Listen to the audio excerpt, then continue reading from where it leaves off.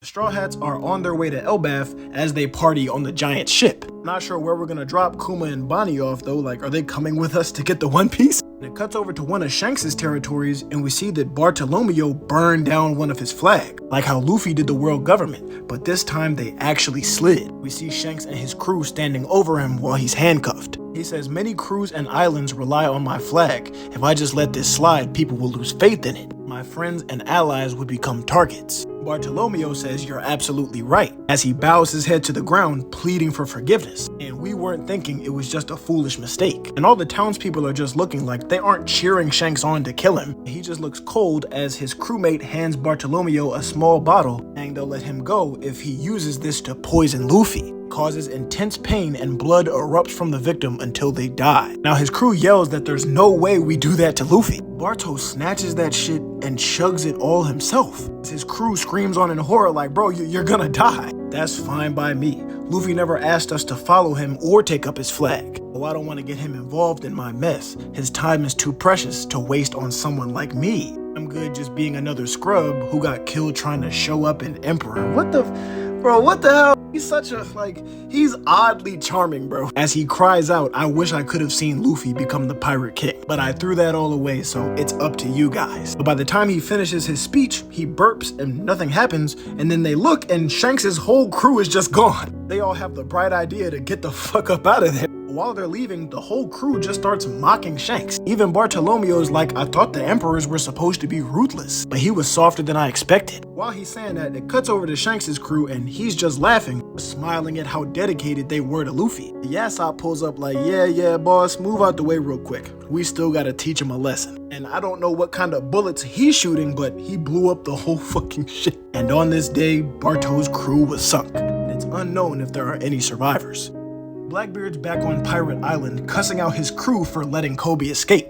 Didn't you hear? The world is on the brink. The poneglyphs aren't a secret anymore. So all us emperors have to tear each other to pieces for them. You think the Navy's just gonna stand by and watch? We have to be ready if we're going to win. Kobe was our ace in the hole. How could you let him get away? All the big dude can do is apologize. And they're just trying to put the island back together after Garp destroyed a bunch of it. But the whole island is still hype, saying Blackbeard will obtain the One Piece and that he's gonna take over the world. So he just laughs off the Kobe situation like, at least we still got Garp. Now Kiji acknowledges that it took literally all of them to beat him. But on top of that, they also have Pudding Prisoner? I think that's Big Mom's daughter, like it's a three-eyed girl. I don't think we met any other ones, but Blackbeard makes a call to Lafitte, who is currently at a Navy shipping headquarters, and reports how the Revolutionary Army is really starving out the Celestial Dragons. Dragon been blowing up their food transports so nothing can get to them. He says the Celestial Dragons really might starve, and Blackbeard laughs, saying this ain't the time to sit back and watch. Get ready, and Lafitte says understood. At the same time, Devin pulls back up to Pirate Island and has Buddy pick them up to put them on the island. Caribou starts screaming that a monster's attacking them. But now the crew has been sailing to Elbaf for 2 days at this point, but they still haven't gotten there, and they all wake up confused like, what, did we all pass out drunk? And also the Sunny is gone, like it's not sailing next to them. Well, of course, Robin's like, hey, maybe they got eaten by a fish. Buddy, you're not funny. Frankie tells her to shut that shit up too. As the fish are really that large, the shit could have happened. Well, they're all screaming, where'd the rest of the crew go? As it cuts over to Nami waking up in some pretty sexy Viking attire, but in a completely foreign environment to all of us. It also shows a bunch of giants noticing a fire wherever they are. They say it's coming from the forest, and if it spreads, then the country is done for. So we need to report this to the great sun god. Then they see a pair of giant insects beat up and on the ground. They don't know who could have done this. Then words getting around town that the tremors they felt earlier were from an ear god collapsing. So I guess the Vikings are polytheistic? It shows Nami fighting off this giant bee.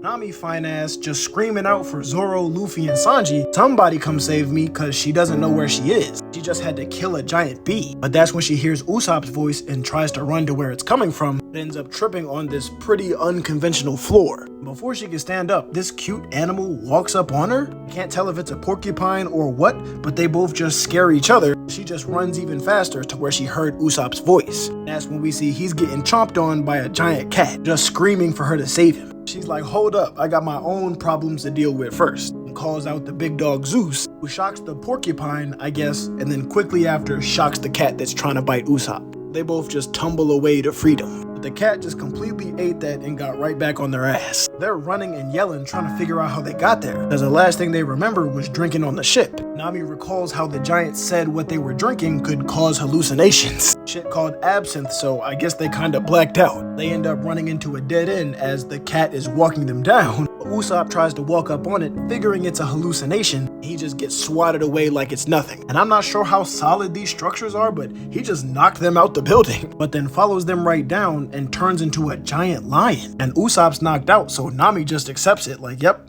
we're gonna die. But as the lion goes to chomp him and Nami uses Usopp like a human shield, we hear Nami-san, and it's the monster trio pulling up like the Power Rangers. Sanji with the flaming foot, Luffy in gear 4, and Zoro with all 3 swords. So yeah, poor lion, team combo is going crazy, and they turned him back into a cat. But even though it transformed, all Luffy cares about is how it would taste. He says they already grilled a giant rabbit earlier, but we see all of them are dressed up in the Viking fits for some reason. They really don't even care. Zoro talking about we just need to find the ship in the ocean. Sanji tells them to take out all those giant bees and their hive to keep it all for nutritional value. But Nami's just throwing off because why are y'all acting like this is just another day? Eventually they do start locking in though, as Sanji says there's no way this is a dream, it's way too many guys in here. And as he jumps off here with Nami, Zoro says that he woke up on the other end of town, and he just followed the loud noises until he found Luffy beating up a giant rabbit, and Usopp started lying talking about it got him when he was unconscious. Now he's realizing that they're wearing the giant's attire, but no clothes on this island should fit them. So they're gonna go ask the people in town about what's going on. They aren't even sure if these structures are real or if they've been gigantified or what. That's when they see a giant riding a big ass grasshopper. He says, "What's up? Y'all must be newcomers." So they start asking him where the rest of their crew is. He apologizes, saying he's in too much of a rush to talk. Just remember, this vast land belongs to the sun god. So they're like, God, what? He says even the castle he maintains is home to the great deity Iskat. So they're like, oh, somebody lives there? He says, nah, it's a cat. So Luffy starts talking like, oh, my bad, we beat that cat's ass. But before he can finish the sentence, they shut him up. The giant just explains this is the land of gods. So they're all realizing they've just been going around beating up their gods. He gives them one final warning not to follow this road, saying the rabid guardians protect the sun god's temple beyond that point.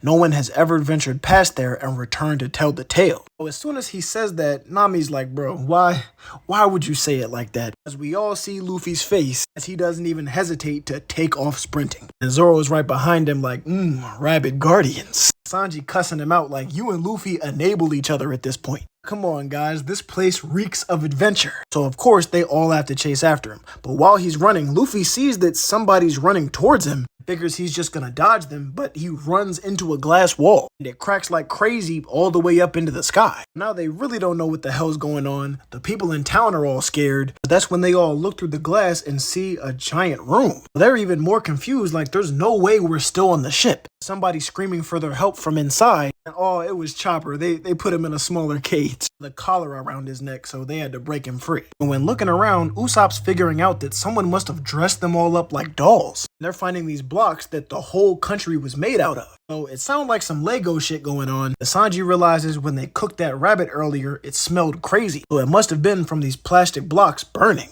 They also noticed that this mirror is see-through from the inside. So it's really a one-way mirror. So Zoro figures this is some kind of sick hobby. The giant just likes to watch people that it traps in this world. But at the very least, this confirms that they're in Elbaf. All we can say for sure is that a giant is behind this. They're about to go back and talk to the townspeople because they figured it'd be easier than trying to deal with whatever giant runs this shit. Before that, they gotta beat up all the rabid guardians and a giant snake appears. And there are rats on the ground and a crow in the air. They trying to figure out what type of temple is this. As we see this person in a mask walking to their room saying don't play around, if you don't finish them before the sun god arrives. Bro don't even get to finish his thought before opening the door and seeing Luffy go crazy in gear 5. He's screaming, it can't be my beloved temple. But Usopp's like, yo, the sun god is back. Luffy looks over like, bet, winding up before punching the mess out the snake and just dipping off with the crew. They rather just dip than deal with a giant. As they're running, they see the cat again, who tries to get pissy, but they just beat his ass and force him to carry them away. While they were in that room, Nami found a map of the place, so if they go straight, they can bust through a mirror on the other side. Of course, this sun god's trying to walk them down, and how dare you defile my beloved country. I won't let you escape.